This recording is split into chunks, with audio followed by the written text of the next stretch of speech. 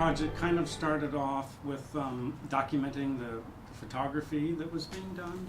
Yeah, I was invited to come with them to Greenland because they were looking for somebody with a video camera to basically just follow them around, and so they would have, like, you know, for their promotional stuff, they would have some footage. And it ended up being the case that they didn't have the budget to call this, you know, a job. So, but I was already so hooked on the idea of going to Greenland that I just went anyhow. But you know, I said, let's see. I can certainly get you what you want, but let's see what, you know, turns out. And the minute I got there, I just I basically just started filming. I was so awestruck by the vastness of the Greenlandic landscape, and then the more and more that we got to know all of these people, all of these individuals that they had already been in contact with over the project, the photography project, and Lali, who has family there, so she, you know, she got us into a lot of places very quickly where I think as an outsider I may not have had access to those kind of situations. So that's just kind of evolved naturally. Yeah. And so tell us about the photographic project itself. Mm-hmm. That is part of the film. It's not the entirety of the film, certainly, yeah. But how would you describe what they were doing? I was really lucky because they had put a lot of work into preparing all that already, and I just got to tag along in the beginning. And their project, I thought had a very beautiful idea, which was to give the Greenlandic people very strong flashlights and have them light glaciers and icebergs and so on at night under the aurora, under the night sky of Greenland, and thereby giving them the opportunity by painting with light and literally lighting their home, and giving them the opportunity to communicate through art with the rest of the world about what's happening there. And yeah. So yeah, I was very interested in that approach because it wasn't like a reportage or a, you know, typical kind of you know, it was a very artistic approach, and that helped me also to find and trust in my approach. Yeah. For you, what was it like to be in that part of the world where, I mean, we're used to large cities like LA or Berlin, the light pollution, you don't really see the night sky. And our experience of the vastness of the universe we're in is oddly limited. Can you put into words at all what it was like for you to be in that place and that environment with the ice, with the sky, the stars? He was there 3 times and I was there the last time. I wasn't in this cold winter like he experienced. It was but still, like the nature at this place is so different from all I knew before. You know, I went to the standard places you go in the world, maybe to Asia to visit Thailand and to Egypt or anything. But then you go to this place and it's so isolated and there's so less people and this ice is so, I don't know, it feels unnatural at the first time. And what was really nice that it slowed me down, because I just came out of a shooting from my film school and got a call from him, and I think it was pretty close to the yeah, as everything with this project is, was like, yeah, can you come like in 2 weeks to Greenland? And I just finished. I was like, okay, let me check. I had free time, but it was also like a money thing, and we just figured it out somehow. And after this loud city, Berlin, like landing in Kangerlussuaq, it's the place where the airport is, and there's like, I don't know how many people, and then you just drive around in the middle of nowhere get to see this amazing landscape. It's just, I don't know, settling you and get back to nature. As I was born in a place which is very, like, surrounded by fields and stuff, so it was a good break for me from the big city. Yeah.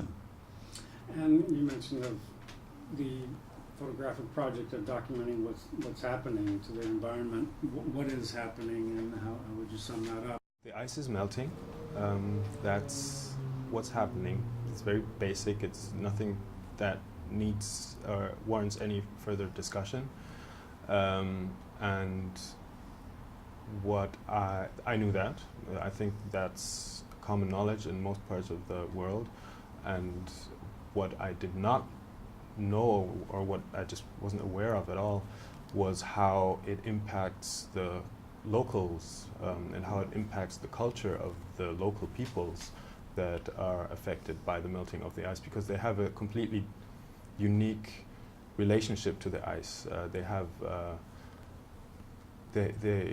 have lived with the ice for millennia, and their whole culture around it, their whole spirituality, their whole way of life is connected to that ice. And it's not that Greenland's going to be out of ice in the next couple of decades or even hundreds of years. That's not the issue. But their way of life is changing very quickly.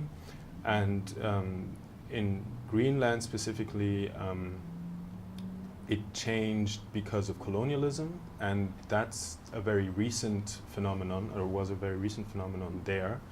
It's only like after the Second World War that Europeans started even, coming there and resettling people and kind of even prohibiting their language, or so a lot of stuff went on and basically uprooted their culture.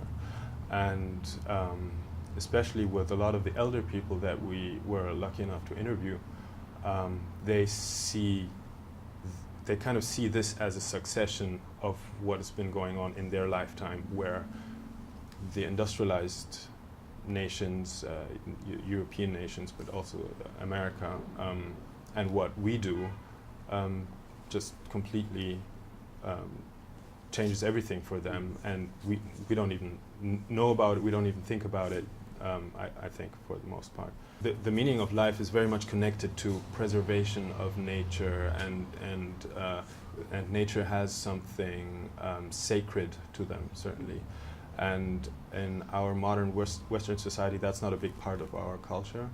So I think there are many different occasions where we can see that, whether it's deforestation or laying oil pipes in protected areas, or climate change in this case.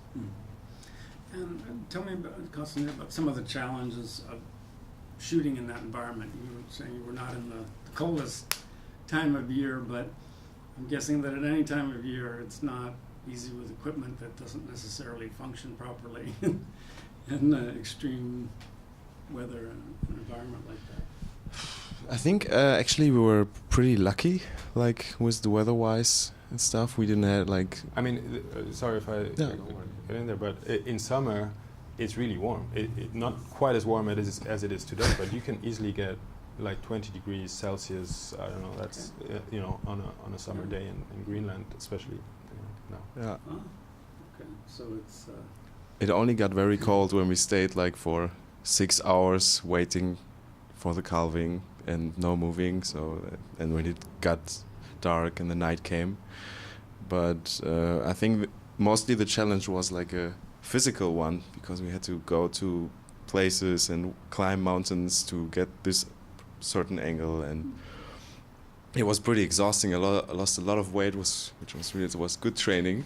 It was very nice.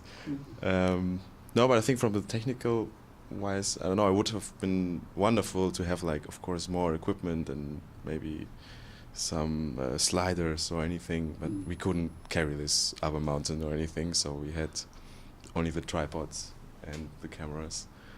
And the photography is just spectacular, and you really let the visuals tell the story. I mean, it's I think it's an admirable approach, and kind of a brave one, I think, for a filmmaker to trust in the extraordinary beauty of the scenery and power of that to engage the audience, where you don't feel the need to rush in with a lot of talking or interviews or what have you.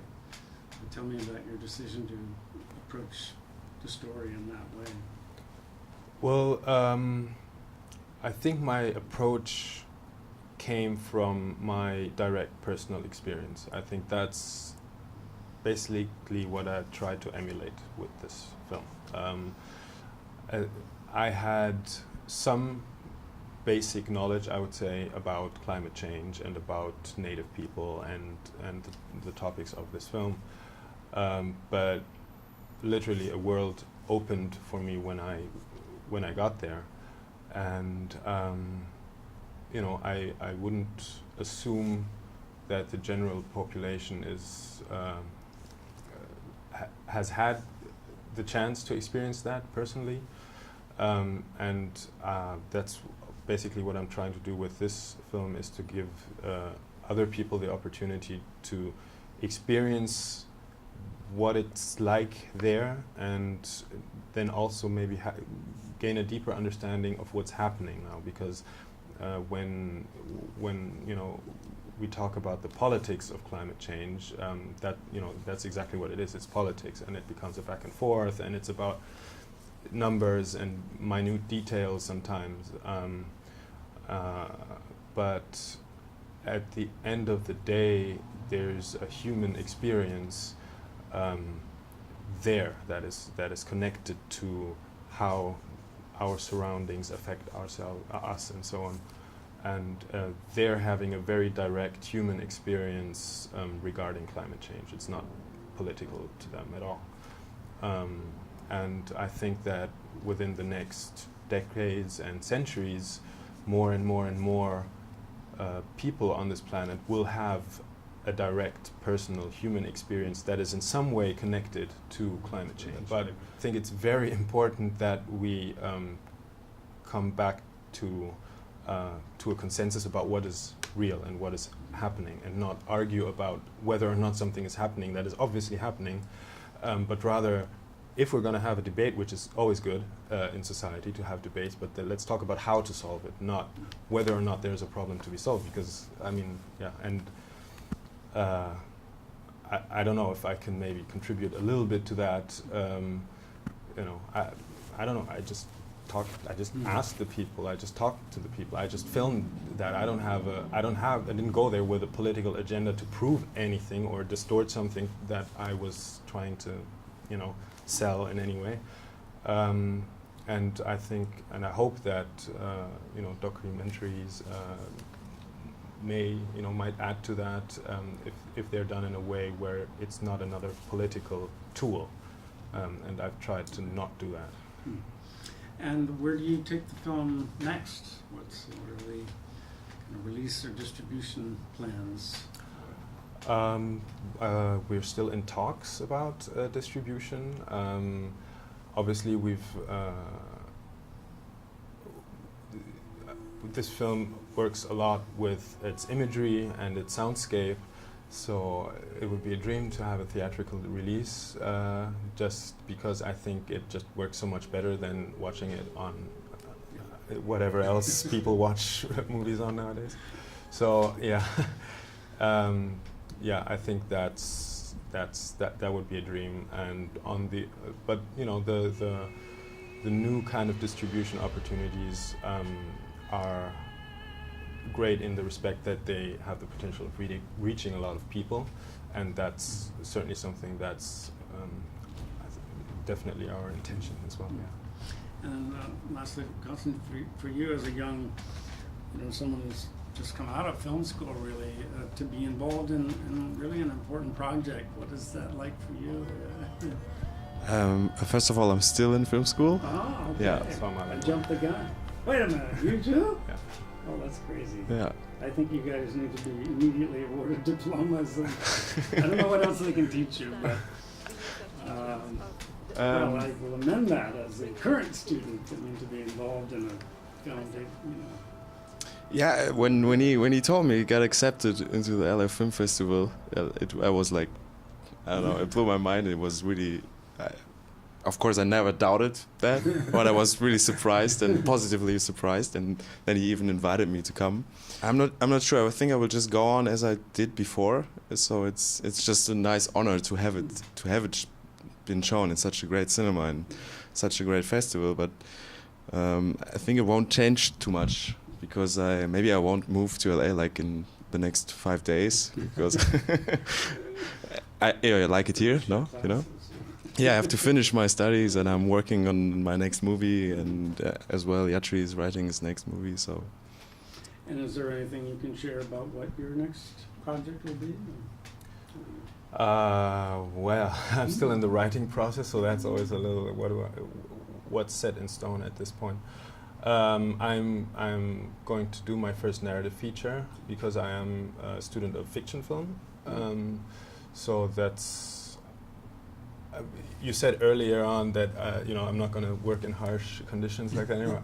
I'm writing a screenplay that's set in the desert, so it's kind of the exact opposite.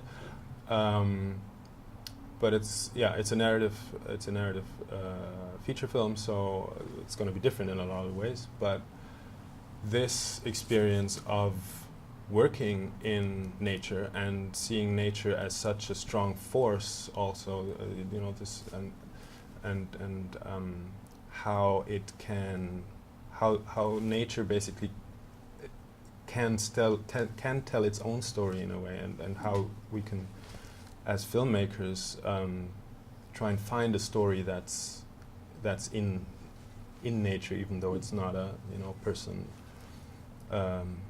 That's something that I'm taking with me along.